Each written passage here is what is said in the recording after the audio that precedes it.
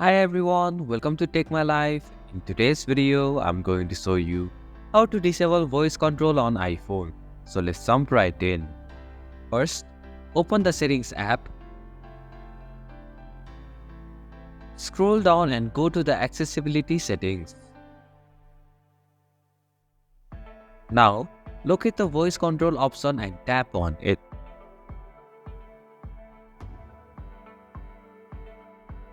Finally, tap on the power switch right next to voice control option to turn it off.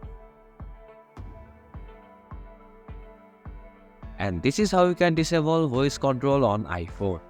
Thank you for watching Take My Life. Hope this video was helpful. If it was, then hit the like button and comment down if you have any questions or feedback. Also, if you are new to our channel, please subscribe and hit the bell icon so that you won't miss our upcoming videos.